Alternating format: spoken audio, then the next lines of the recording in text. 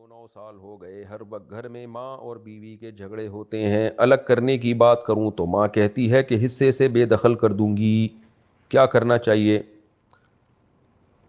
بھائی بیوی کو الگ کر دیں، اگر ماں بیوی کے جھگڑے ہو رہے ہیں تو اماں کی اس دھمکی سے آپ نہ ڈریں، الگ ہی رکھیں بیوی کو، کیونکہ اس سے جو آگے عذاب کھڑا ہوگا نا زندگی میں، دونوں میں سے کوئی ایک ڈپریشن کا مریض بن کے مر جائے گا اور آپ بھی مر جائیں گے، تو پھر حصہ گیا، برباد ہو جائے گا۔ ویسے حصے سے کچھ نہیں ہے، تو والدہ کو شریعت میں حق نہیں ہے کہ حصے سے بے دخل کر دے، کر بھی دیں تو اس کی کوئی حیثیت نہیں ہے۔ اماں کو ویسے محبت سے سمجھائیں، پیار سے سمجھائیں، پہلے تو کوشش کریں جھگڑے نہ ہوں، بیوی کو سمجھائیں یار اماں کی عزت کرو، اماں کی قدر کرو، ماں ہے، حتی الامکان کوشش کریں کوئی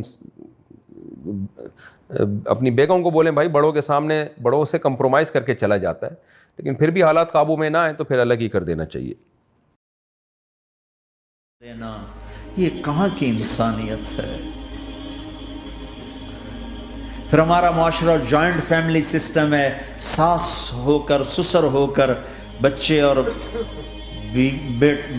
بچی کی زندگی میں اتنا داخل ہو جانا کہ ان کی زندگی کو برباد کر دینا، یہ میرے پورے معاشرے کا ایک سلگتا ہوا، ایک جلتا ہوا، ایک دکھ دیتا ہوا، یہ ایک اتنا بڑا روگ ہے کہ میں کتنے ہی آنسو بہاؤں تو میں اس غم کا حق نہیں ادا کر سکتا جو ہر گھر میں لڑائی ہے۔ ساس اور سسر کا بے جا دخل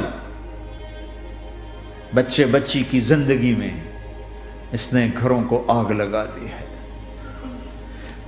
ہمارے پڑوسی ذمہ دار ہیں، ان پڑھ ہیں بڑے ذمہ دار، تعلیم اتنی نہیں ہے، تو ان کے ایک بچے کا میں نکاح پڑھانے گیا تو ان کے والد بیٹھے تھے نکاح سے پہلے، ایسے ہی تو مجھ سے کہنے لگے مولانا صاحب میری بیوی نے مجھ سے کہا کہ دیکھو ہم دونوں عمر گزار چکے ہیں، تو ایسا کرو اپنے بیٹے کا گھر الگ بناؤ اور اس کی بیگم کو وہاں لے کر آؤ، اگر یہاں لے کر آؤ گے تو ہم دونوں کہیں ان کی زندگی خراب نہ کر بیٹھیں اور ان کی زندگی میں دخل دے کر کہیں ان کی زندگی کو تنگ نہ کر دیں۔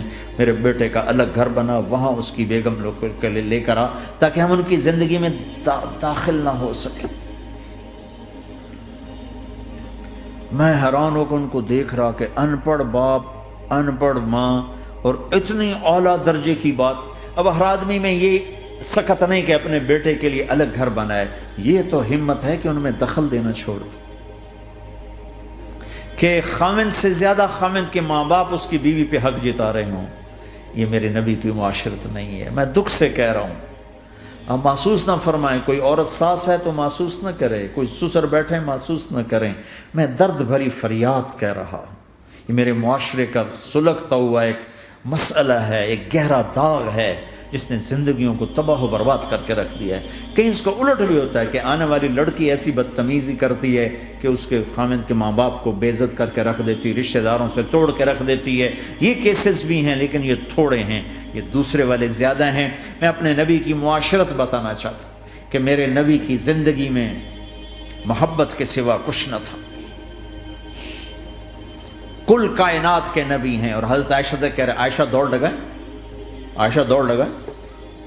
کوئی یہاں کہہ سکتا ہے، کوئی مولانا کہہ سکتا ہے بیوی سے آؤ بیگم دوڑ، تمہارے کو گھر ہی نکل تھی دوڑنا کتنے، چلو پوڑیاں چڑھ دے رہا کرو، پوڑیاں چڑھو ہیں۔ عائشہ دوڑ لگائیں، کون کہہ رہے ہیں؟ دو جہان کے سردار عائشہ دوڑ لگائیں۔ تمہاری تو بزرگی فوت ہو جائے۔ تو آپ نے صحابہ سے کہا، ایک سفر سے واپس آ رہا، جاؤ بھائی سب آگے چلے جاؤ، وہ سارے آگے چلے گئے۔ جب وہ نظروں سے غائب ہو گئے، عائشہ آؤ دوڑ لگائیں۔ دونوں نے دوڑ لگائی۔ حضرت عائشہ فرماتی ہیں میں آگے نکل گئی، کچھ سال گزر گئے تو میں ذرا موٹی ہو گئی، تو ایک سفر سے واپس آ رہے تھے، آپ نے کہا صحابہ سے چلو بھائی آگے، سارے صحابہ آگے چل کے غائب ہو گئے، کوئی نظر نہیں آ رہا، تو پھر آپ نے کہا عائشہ دوڑ لگائیں۔ میں کہا لگائیں، کہا ہم نے لگائی تو میں ذرا موٹی ہو گئی تھی، تو نبی آگے نکل گئے، تو پھر آپ نے فرمایا ہذہ بتلک، عائشہ آج میں نے اپنا بدلہ لے لیا، اس وقت تم جیت گئی تھی، آج میں جیت گیا۔ آپ نے نبی کی زندگی پڑھو اللہ کے واسطے، کہ آپ نے گھر کیسے چلائے, کھانے کو کچھ نہیں اور بیویاں خوش ہیں. سلوک تھا نا. مولانا تھانوی رحمۃ اللہ علیہ بار بار تاکید کرتے تھے, کہتے تھے میں جب بالغ ہوا میرے ابا نے گھر الگ انتظام کیا, بولا ادھر آئے گی ادھر نہیں آئے گی بہو. ہاں اس میں بعض سائڈ افیکٹ ہیں اس کے, جب بالکل اکیلی ہو جاتی ہے, گھر میں رہنے والا کوئی نہیں, اس کے بھی سائڈ افیکٹ ہیں, اس کا پھر کوئی حل سوچو. لیکن خیر جو اپنی ساسوں کے ساتھ جو بہویں رہ رہی ہیں, اگر وہ اتفاق سے رہ رہی ہیں تو رہتی رہیں. جو ساتھ رہنے کے فائدے ہیں وہ الگ رہنے کے نہیں. اگر لئی ہو رہی لڑائی تو پھر اس کو تھوڑی بہت ہو رہی ہے, برداشت میں آ رہی ہے تو چلاتے رہیں اس کو, الگ بلا وجہ نہ ہو. لیکن عام طور پر ایسا ہوتا نہیں ہے. لڑکیاں دماغی توازن کھو بیٹھتی ہیں یار. مولانا تھانوی رحمۃ اللہ علیہ فرمایا کرتے تھے بیوی غلط ہونا, وہ ساس پہ ظلم کر رہی ہے تو بھی اس کو الگ کرو, ساس بہو پہ ظلم کر رہی ہے تو بھی بیوی کو الگ. یہ نہ دیکھو کہ اس میں غلطی کس کی ہے. بھائی یہ گھر بساؤ نا پہلے تو. غلطی جس کی بھی ہو, اتنی بڑی غلطی نہیں ہے کہ طلاق دلوا دیں یا زبردستی رکھ کے اس کو دماغ اس کا پاگل کرا دیں. آج کل برداشت نہیں ہے. پہلے زمانے میں بہو میں برداشت ہوتی تھی, ساسیں سگریٹ سے جلاتی بھی تھی نا تو برداشت ہو جاتا تھا. آج کل ڈپریشن کے مریض بن جاتے ہیں 2 منٹ میں. ایک یہ جو میں نے ویڈیو بنائی اور اس کا نا کہ میں نے کہا کہ ان کو یہ جو لگام دینا بڑا ضروری ہے کہ بھائی جب میں کہتا ہوں نا کہ میاں بیوی کے بیچ میں سگے ماں باپ بھی نہیں آ سکتے, وہ ایک دوسرے کا لباس ہیں, وہ ایک دوسرے کی ایمان کی حفاظت کرتے ہیں, تو تم لوگ یہ جو خواہ مخواہ بیچ میں آ جاتے ہو نا, ٹھیک ہے آپ لوگ قابل احترام ہے, جتنا لڑکے کا والدین قابل احترام ہے ویسی لڑکی کے والدین بھی قابل احترام ہے, لیکن اپنی حد میں رہو. جب آپ وہ حد کراس کرو گے تو پھر وہ جو ہے نا کام بڑا خراب ہو جائے گا. ہم چونکہ فقہی مسائل میں پھنسے ہوئے ہیں نا, اگر ہم قرآن حدیث کو سامنے رکھیں نا, مطالعہ اس کا کریں اور اس کے اندر سے مجھے ایک بندہ ڈھونڈ کے دکھا دے کہ کہیں پہ کوئی پریسیڈنٹ موجود ہے کہ لڑکا اپنے باپ کے گھر میں ہی رہ رہا ہے شادی کے بعد, کہیں نہیں ملے گا آپ کو. آیات یہ چیز کہتی ہیں کہ تمہارے لیے کوئی برائی نہیں ہے اگر تم اپنے باپوں کے گھر سے کھاتے ہو. اندھے پر, لنگڑے پر, بیمار پر اور خود تم پر مطلقاً کوئی حرج نہیں کہ تم اپنے گھروں سے کھا لو, یا اپنے باپوں کے گھروں سے, یا اپنی ماؤں کے گھروں سے, یا اپنے بھائیوں کے گھروں سے, یا اپنی بہنوں کے گھروں سے, یا اپنے چچاؤں کے گھروں سے, یا اپنی پھوپھیوں کے گھروں سے, یا اپنے ماموؤں کے گھروں سے, یا اپنی خالاؤں کے گھروں سے, یا ان گھروں سے جن کی کنجیوں کے تم مالک ہو, یا اپنے دوستوں کے گھروں سے. تم پر اس میں بھی کوئی گناہ نہیں کہ تم سب ساتھ بیٹھ کر کھانا کھاؤ یا الگ الگ. بس جب تم گھروں میں جانے لگو تو اپنے گھر والوں کو سلام کر لیا کرو. دعائے خیر ہے جو بابرکت اور پاکیزہ ہے, اللہ تعالیٰ کی طرف سے نازل شدہ. یوں ہی اللہ تعالیٰ کھول کھول کر تم سے اپنے احکام بیان فرما رہا ہے تاکہ تم سمجھ لو. یا اس کے گھر سے کھاتے ہو یا اس کے گھر سے کھاتے ہو, پوری آیت ہے. تو باپوں کے گھر سے کھانے کا کیا مطلب ہے؟ وہ تو میرا ہی گھر ہے. اپنے گھر سے کھاتے ہو کیوں نہیں کہا اللہ تعالیٰ نے؟ باپوں کے گھر سے کھاتے ہو کہ کیا ہو جائے, مطلب کہ میں کہیں اور بھی کھاتا ہوں پھر مطلب میرا اپنا بھی کوئی گھر ہوگا. ابا ابراہیم حضرت اسماعیل سے ملنے کے لیے 2 مرتبہ جاتے ہیں, او کہیں اور حضرت اسماعیل بیٹھے ہوئے. مطلب آپ کو مختلف پریسیڈنسز یہ ضرور ملتے ہیں کہ لڑکا الگ رہتا ہے. بالکل صحیح. یہ پریسیڈنٹ آپ کو کہیں نہیں مل رہا کہ لڑکا اپنے باپ کے گھر میں رہ رہا ہے. یہ کون سی سیوا ہے کہ آپ باپ سے کھاؤ اور پھر اس کی سیوا بھی کرو؟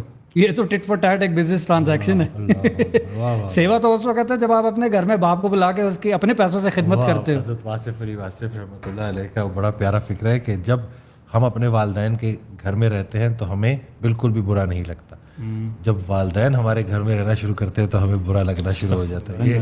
مجھے نا کہ یہی کہ وہ آپ نے ان کو دعاؤں کے ساتھ روانہ کرنا ہے, وہ اپنا گھر سنبھالے انشاءاللہ. اور اگر آپ نے اس کو اچھا دین دیا ہے, محبت دی ہے, ٹرسٹ, وہی جو آپ نے بات کی, تو انشاءاللہ وہ کہیں نہیں جاتا. At the end of the day اس بیچارے کی آخرت داؤ پہ لگی ہے. کی اچھائیوں کا مجموعہ ہے اور برائیوں سے پاک مجموعہ ہے. کیا بات, پروسیس آف ایوولوشن اس طرح آگے چلنا, فلٹر کر دیا آپ نے. لیکن چلتے اس طرح نہیں ہے. یا وہ فیملی اے کے ہو کے رہ جاتے ہیں یا وہ فیملی بی کے ہو کے رہ جاتے ہیں. پھر جو انفلٹریشن ہے فیملی اے سے جو آ رہا تھا اس کے لیے انفلٹریشن یہ ہو رہی ہے کہ جی فیملی بی بیچ میں گھس رہی ہے, یا فیملی بی کا جو بیچارہ اے میں آ رہا ہے اس کے لیے ہوگا کہ جی فیملی اے بیچ میں گھس رہی ہے. ان ماں باپ کا, ان میاں بیوی کی اپنی سے کوئی نہیں ہے, ان کی اپنی بچوں کی تربیت کوئی نہیں ہے.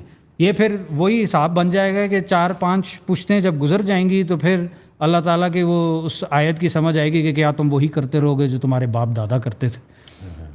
تو ہم تو وہی کرتے تھے جو ہم نے دیکھا تھا. تو وہ جو پروسیس آف ایولیوشن تھا وہ امپروومنٹ تھی. ایک مومن کی جو ایک اس کی پہچان ہے کہ میرا آج میرے گزشتہ کل سے بہتر ہونا چاہیے تھا, وہ چیز کیسے ہم اچیو کریں گے اگر ہم یہ فیملی اے فیملی بی کو فلٹر کر کے فیملی سی نہیں بناتے. فیملی سی بننے کے لیے both male and female partners need to be on the same page. پہلی چیز یہ ہونی چاہیے کہ ان کو سیم پیج پہ ہونا چاہیے.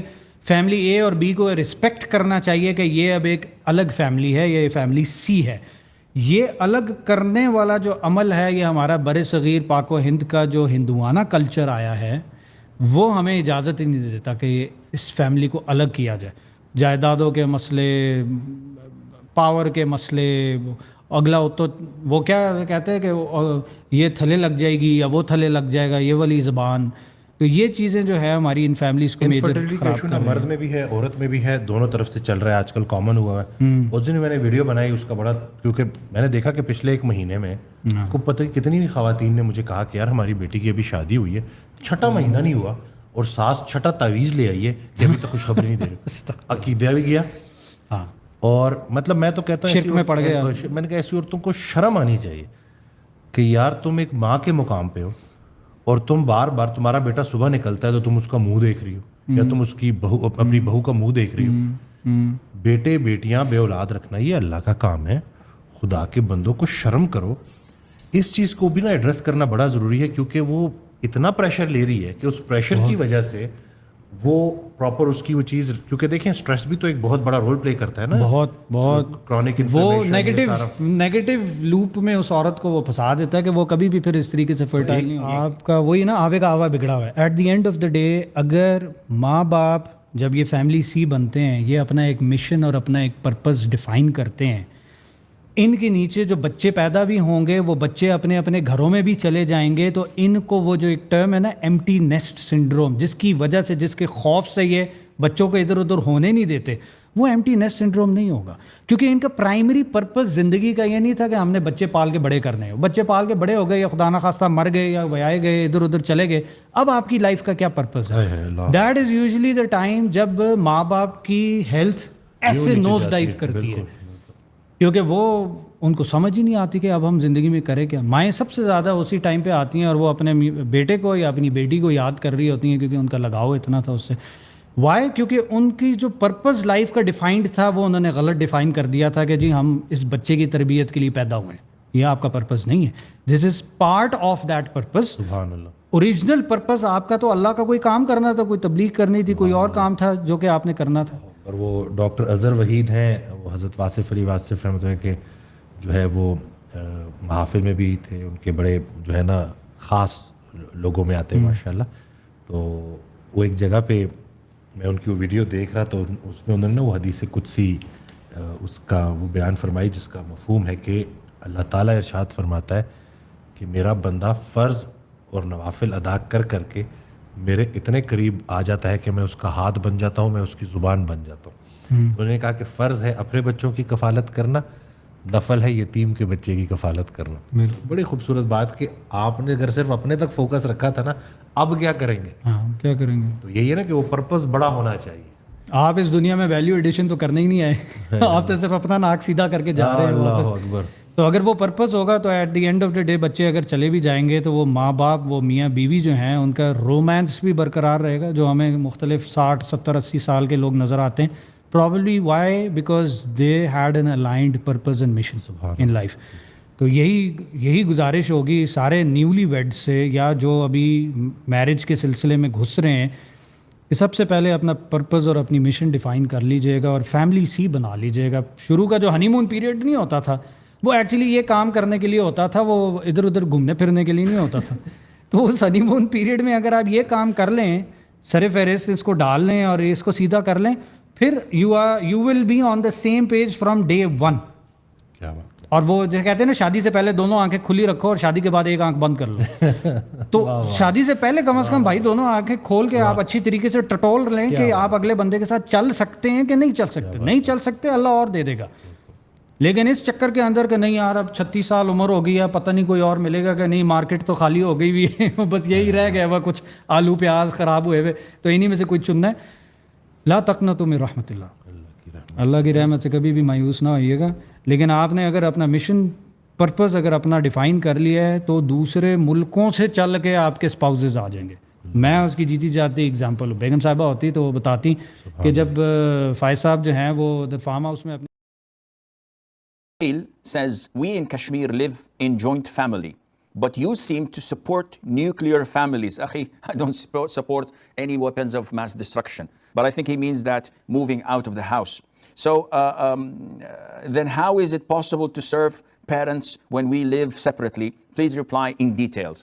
First of all, if you look at the time of the Prophet ﷺ and the companions, you will find that they once got married, lived in a separate house. The most famous example, Fatima, may Allah be pleased with her, with Ali ibn Abi Talib. Once they got married, they moved out and they lived in a separate quarters. Now, it is very good of you to think of the welfare of your parents. They have rights over you, but at the same time, your wife has rights over you. And we never heard that the companions used to live with their parents in their houses. Maybe there is an exception where Jabir ibn Abdullah ibn Haram, may Allah be pleased with him, and with his father, when his father was martyred, he got married to a woman who was not a virgin. And the Prophet ﷺ asked him, why did you choose someone who was previously married instead of picking a virgin like you? And he explained that he did not want, he had a number of sisters, children, and he did not want to bring another child to them who did not know how to take care of herself, let alone of others. So he brought someone who is a bit mature, older, and wiser. So this is the only exception where we find maybe in the Sunnah that a companion lived with his wife, with his family. So the wife lived with her in-laws. To make this the norm as it is being practiced in the subcontinent, whether it's Pakistan, India, Bangladesh, etc., this is wrong. Meaning that in 1 out of 1,000, you will find that the parents are really too old and need help and assistance. But in normal cases, in 999 cases out of 1,000, this is not the case. You will find the in-laws, the parents, are healthy and strong and can do everything on their own.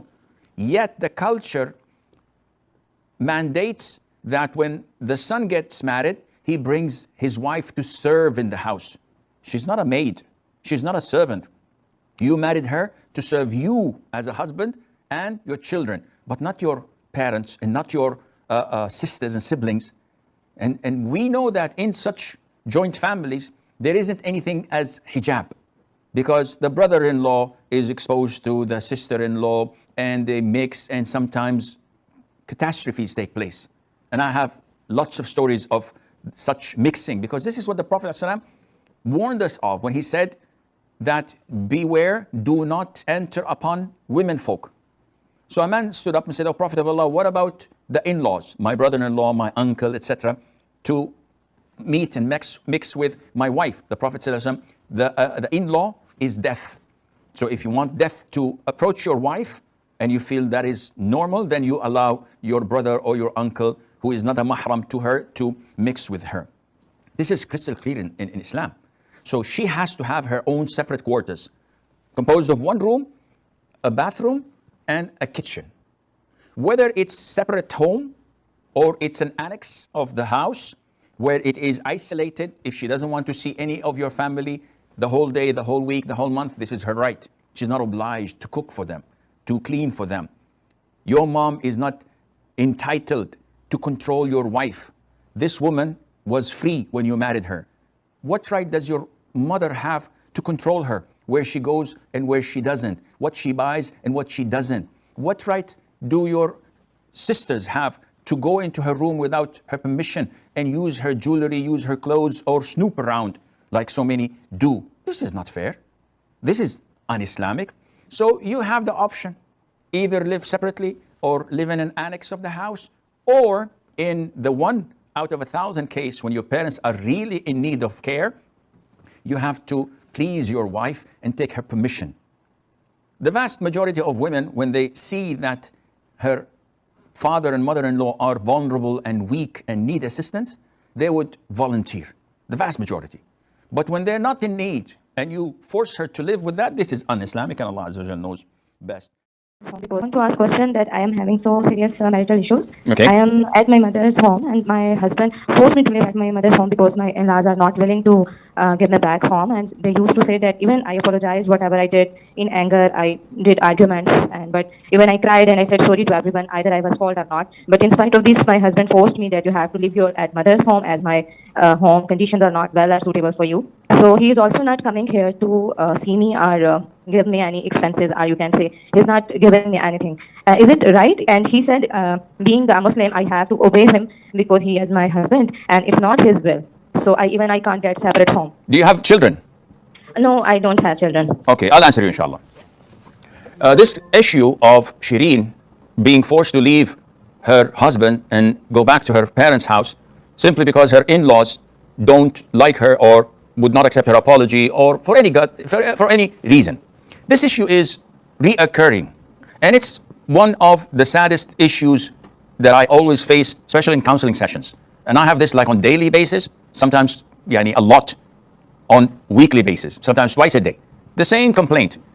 And the origin of this is that in the subcontinent, they have this, with all due respect, stinking habit of forcing the wife to live with her in-laws. So they all live in a joint family. Now, in some cases, this is a good thing if the woman is accepting, and if the parents of the husband are logical, diplomatic, wise, and rational people.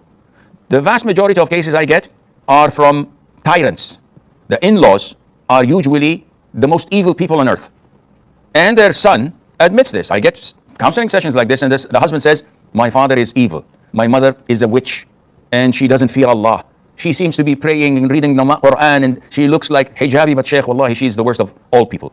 And they speak about their moms like this. Sometimes it's the other way around. Sometimes it's the wife who's lazy, disobedient, disrespectful, doesn't want to do anything, and wants to be treated like a queen. I'm not going to say who's right, who's wrong, but generally speaking, the concept of joint family is totally unacceptable. Islamically, it's a woman's right in Islam to live in a separate house, not to take in her in-laws, or not to move into her in-laws' home and be expected to work as a servant. And this is what's happening in the subcontinent. A man marries a woman, she serves his sisters, his in-laws, his own in-laws, and their children, and his parents.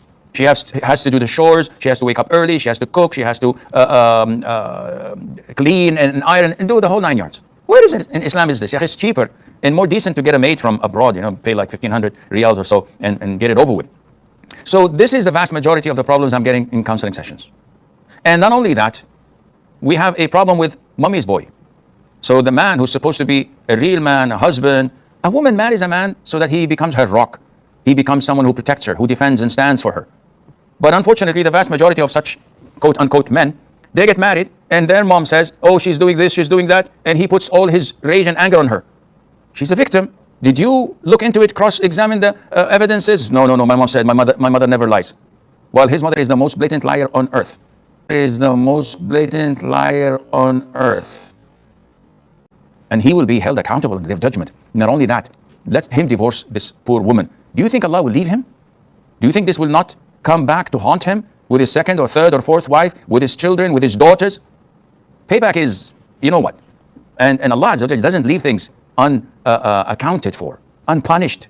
You have to pay back. So he sends her to her parents. Okay, did you divorce her? No, I'm compelled to do that. Okay, are you providing for her, giving her allowance to live in her parents' house for food, for whatever she needs? No. So what is this? What are you doing? I'm pressuring her to file for khula and return the gold and return the mahar. Wallah, you're not a man. Wallahi, you're not a man. With all due respect, you're a wimp. You're a mummy's boy. You have no dignity. You have no honor when you want the wealth and money of your wife, not because of something wrong she did, but because you're not a real man. Akhi, have a spine. Fear Allah Azza wa Jal. And don't claim and pretend that, oh, I'm a good Muslim, I pray Taraweeh, I read the Quran. You are full of hot air. You have nothing to relate you to real manhood and real chivalry and real Islam. So what he's doing is wrong, and may Allah make things easy. Why did I ask you, do you have children? Because staying in such a marriage is a very bad investment. Let's assume after 6-7 months, he forgives you and gets you back. Do you think things are going to go well? A dog's tail is always crooked. It's never straight. It's never going to be straight. And his family is like this, and he's mummy's boy. So maybe you should negotiate. Well, actually, you have to think it over with your parents and your wise people in the family. Is it worthwhile still having all the eggs in one basket? Is it worthwhile staying in this marriage, or it's best to run and call it a day? Because when the stocks are falling down in the stock market, the best thing to do is to sell, because the damages are going to increase. So run with whatever you can, and Allah knows best. किस किस सतह पे लड़े. मैं जब media देखता हूँ ना तो डिप्रेशन से नींद उड़ती है कि उलमा किस किस सतह पे लोगों से जंग करें. मजहब इंसान को सही गाइड करता है, लेकिन मजहबी स्कॉलर ही अगर 2 नंबर ही शुरू कर दें. 2-3 मजहबी स्कॉलर हैं आजकल, उन्होंने ये मंजन बहुत बेचना शुरू कर दिया है कि तुम्हारी बीवी पर तुम्हारी माँ की खिदमत लाजिम नहीं है. यार तुम बेशर्मो, तुम्हारी माँ जब तुम्हारी बीवी को बुलाती है कि बेटा पानी लेकर आओ, बगैर तो तुम अपनी बीवी को ये मसला बताया करो कि तुम पर मेरी माँ की खिदमत लाजिम नहीं है. कैसे बेशर्म लोग हैं, गैरत नहीं है इन लोगों में. आप इस पर बयान करो कि सासें बहुओं पे जुल्म करती हैं.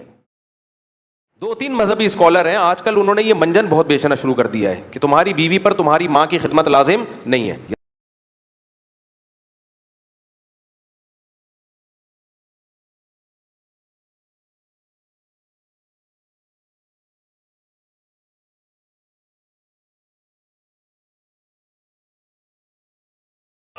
मेरा मौलाना साहब से एक सवाल है घरेलू मसले के ऊपर कि बेटे के ऊपर सबसे ज्यादा हक उसकी माँ का है या उसकी बीवी का है, पहला. दूसरा सवाल ये था कि माँ बाप के माँ की हुक्म की दूली नहीं करनी चाहिए किसी सूरत में, लेकिन अगर माँ जबरदस्ती कहे कि बेटे के अब माँ बाप दोनों इकट्ठे रहो, हमारे साथ रहो और इकट्ठे रहो, लेकिन बीवी के हमने लगा रहना है, इसमें किस तरह इसको मैनेज किया जा सकता है? ठीक नहीं, बात तो है कि खाम माँ बाप जो है ना वो रखना ही चाहते हैं अपने हाथ में कि हम नहीं ये सदारत छोड़ेंगे, ये वर्दी नहीं उतारेंगे. ये तो उनको भी नहीं चाहिए, उनको वर्दी उतार देनी चाहिए. अब वक्त बदल गया, उसकी शादी हो गई, बीवी हो गई, उसने अपना घर संभालना, ये तुम्हारी वर्दी का ख्याल रखना. तो माँ बाप को भी अपने दायरे में रहना चाहिए कि जो हमारा काम था पाला पोसा शादी करी, बिस्मिल्लाह अल्लाह इसका घर आबाद करे. वो उससे सिर्फ ये तवक्को रखें कि हमें मिले तो अदब से मिले, हमारी ज़रूरियात में अगर हमारे पास नहीं इतनी दौलत तो ये उनका इंतज़ाम करे. बिल्कुल हमें ये ना किसी वक्त टांग ना होने दे. ये है बच्चे का काम. बाकी ये जो बीवी बच्चों को पूछे ही ना, ये दीन का कोई मुतालबा नहीं. लोगों ने अपनी तरफ से बनाकर ना कि माँ का बड़ा हक है. मैंने देखा बड़े बड़े दीनदार हैं, चिरे काटते बीवियों से जुल्म करते. बिल्कुल जालिम है. माँ नहीं उन्हें छुड़ाएगी, अल्लाह पकड़ेगा. ये दूसरे की बत्ती लाए थे, क्या सलूक किया से? दूसरे की बत्ती लाए थे, क्या सलूक किया से? बिल्कुल रिसाला जो मैंने पहले भी बताया था, मौलाना अशरफ अली थानवी रहमतुल्लाह ने बेहसी ज़ेवर के आखिर में लगवा दिया. वो मौलाना अशरफ अली थानवी रहमतुल्लाह ने बेहसी ज़ेवर के आखिर में लगवा दिया. वो फोटो स्टेट करके तकसीम करना चाहिए. इस मसले में उलमा ने बहुत घटना पैदा कर दिया. माँ करके बच्चियों के साथ जुल्म कर रहे हैं. माँ का कोई हक नहीं सिवाय इसके कि खर्चा दे उसको, अगर उनके पास खर्चा नहीं. मिले तो मोहब्बत से मिले, बिल्कुल छोड़ना दे, जाता आता रहे. अलहदा बीवी रहना चाहे तो ये उसका मुतालबा 100% दुरुस्त है, कोई इस पर हम नहीं कर सकता. वो अलहदा मकान कहेगी कि रख, मैं वहाँ रहूंगी, मुझे अलहदा मकान चाहिए. बदकिस्मती से बीवी के हकूक पूरे करने वाले को रन मुरीद कहा जाता है. रन मुरीद के लिए और उसको माशरे के अंदर ये कहा जाता है कि इसको तो बिल्कुल अकल नहीं है, इसकी बीवी इस पर हुक्मरानी करती है. वो तादीलुल हुकूक जो है ना, सबके हक उन्होंने तराजू के तौर बता दिए हैं हवालों के साथ. वो एक एक को पढ़ने चाहिए, वरना जुल्म ना हो जाए बच्चियों के साथ कि बीवियाँ रोती रह जाए और माँ करता रहे. माँ अपनी जगह ठीक है. मौलाना तो आपने दूसरा सवाल उनका ये था कि अगर माँ बाप कहते हैं कि जबरदस्ती हमारे साथ ही रहो, अलग नहीं होना, बच्चा माँ बाप के हुकूक भी पूरा करता है, लेकिन वालिदैन उसको अपने से जुदा नहीं करना चाहते बीवी बच्चे होने के बावजूद भी, तो इस हालत में शरीयत कोई उनको ये हक नहीं देती. उनका ये मुतालबा नहीं मानना चाहिए. अगर बीवी अलग मकान चाहती है देना पड़े. यानी अगर बीवी चाहती है कि मैं अलग घर में रहूं, मैं तन्हाई में रहूंगी. Mistakes made commonly bye main जिससे रिलेशनशिप खराब होता है. पहला, वो अपनी वाइफ की कंप्लेंट को मानते ही नहीं है. वाइफ कहेगी तुम्हारी मॉम ने ना मेरे से अच्छी टोन में बात नहीं कही. अरे नहीं, उनकी टोन अच्छी होगी, तू नेगेटिव ले गई. वाइफ को ऐसा फील करा देंगे प्रॉब्लम तो बस तेरे दिमाग में है, असल में तो कोई दिक्कत ही नहीं है. फिर उसे और गुस्सा आता है और वो अपनी बात बिलीव कराने के लिए और स्ट्रांगली बोलती है, बार बार रिपीट करती है. और यहाँ मेन दूसरी मिस्टेक कर बैठते हैं, ये सोचने के बजाय कि यार ये इतना ज्यादा गुस्सा कर रही है, इसके पीछे कुछ तो इम्पोर्टेंट होगा. दे आर लाइक ये औरत ही नेगेटिव है, इसकी प्रॉब्लम्स तो खत्म ही नहीं होंगी, तो अब से मैं सुनूंगा ही नहीं. तू रोज चिल्ला, घर छोड़ के जाना है जा, मुझे फर्क नहीं पड़ता. This really damages the relationship. तो 2 चीजें याद रखो. जब वाइफ अपना दुख बताए, विश्वास करो. सेकंड, जब वो बार बार स्ट्रांगली कुछ कह रही है तो अलर्ट हो जाओ, कुछ तो इम्पोर्टेंट है जो इसे नहीं मिल रहा और मुझे वो समझना होगा.